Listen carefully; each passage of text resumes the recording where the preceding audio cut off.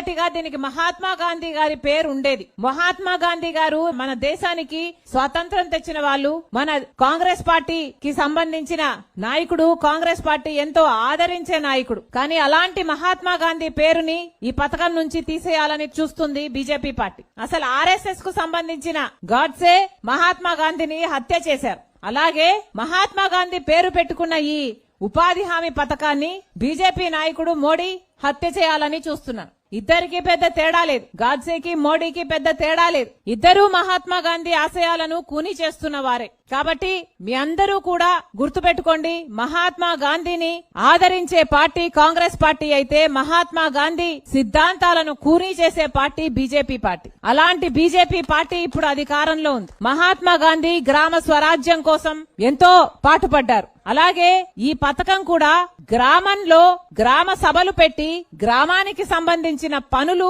చేసుకునే వీలుండేటట్టు ఉపాధి హామీ చట్టాన్ని రూపొందించారు. అంటే గ్రామంలో ఒక బావి కావాలా, లేక ఒక రోడ్ వేసుకోవాలా, లేక చేనులో ఏదైనా గట్టేసుకోవాలా, లేక పూడికలు తీయాలా, ఇలాంటివి ఏ పనులున్నా ఆ గ్రామస్తులే నిర్ణయించి గ్రామ సభలో దానికోసం ఉపాధి పని పెట్టి ఉపాధి పని చేయించుకున్నాక వేతనాలు ఇచ్చేవాళ్ళు. కానీ ఇప్పుడు బీజేపీ పార్టీ తెచ్చిన కొత్త చట్టంలో గ్రామాలకే సంబంధం ఉండదు. అంటే మీ గ్రామంలో పనులన్నీ ఆగిపోతాయి, గ్రామ అభివృద్ధి జరగదు. బీజేపీ పార్టీ నోటిఫై చేస్తదట ఎక్కడ పని జరగాలి అని, ఏ రాష్ట్రంలో ఎంత పని ఇవ్వాలి, ఏ జిల్లాలో ఎంత పని ఇవ్వాలి, ఏ గ్రామంలో ఇవ్వాలి, లేక ఏ జిల్లాలో ఏ రాష్ట్రంలో ఇవ్వొద్దు అని. అంటే వాళ్ళకు నచ్చిన రాష్ట్రాలలో, బీజేపీ అధికారంలో ఉన్న రాష్ట్రాలలో ఎక్కువ పని ఇస్తారు, ఎక్కువ ఫండ్స్ ఇస్తారు, లేకపోతే ఇవ్వరు. అంటే ఇప్పుడు వాళ్ళ దయాదాక్షణ్యాల మీద ఉపాధి హామీ పథకం పని చేయబోతుందన్నమాట.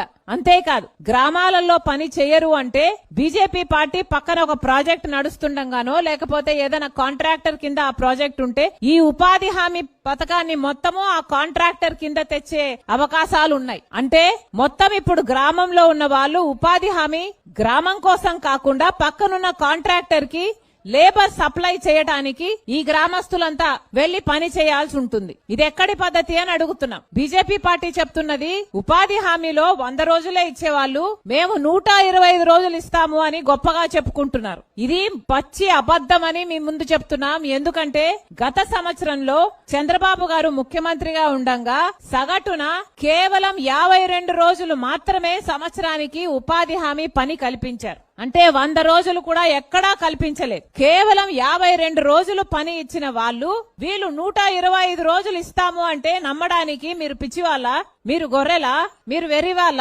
ఏమన్నా ముమ్మాటికి ఇవ్వరు. 100